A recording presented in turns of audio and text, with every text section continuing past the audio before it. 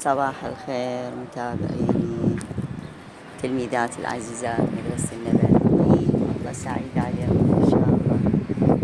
حبيت اليوم أسوي لكم فيديو توجيهي وتنبيهي،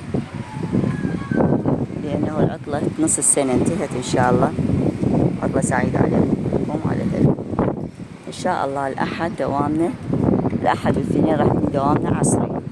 الأحد والاثنين راح يكون دوامنا الساعة 12:30. بالنسبة لدوام الصباح راح يكون الثلاثاء والأربعاء والخميس الساعة 8 الصبح. الثلاثاء والأربعاء والخميس راح يكون دوامنا صباح. السجع راح يكون عكسنا.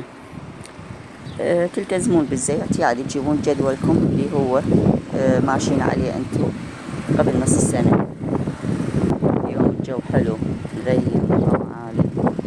بالنسبة لجدول الأحد نفسه يبقى، الاثنين نفسه يبقى، فقط الدوام ينعكس. قبل نداوم قبل نص السنة الأحد والاثنين صباح، الثلاثاء والأربعاء والخميس حسب هسه انعكس الدوام نص السنة إن شاء الله. الأحد والاثنين راح يكون عصري، الثلاثاء والأربعاء والخميس راح يكون صباحي.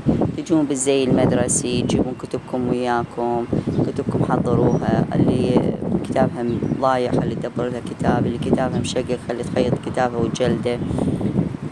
تلتزمون مثل ما قلت بالزي إن شاء الله. النتائج اللي احنا مكملينها نلحق ورا أسبوع، هيك لازم نوزع لكم، مو رأسا يعني أول يوم، لا بعد عندنا دفاتر صحية، بعد عندنا درجات ما منزلينها.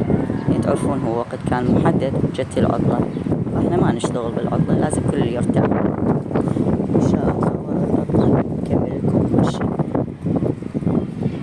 بالنسبة بعد عندنا ما نريد غياب وما نريد تأخير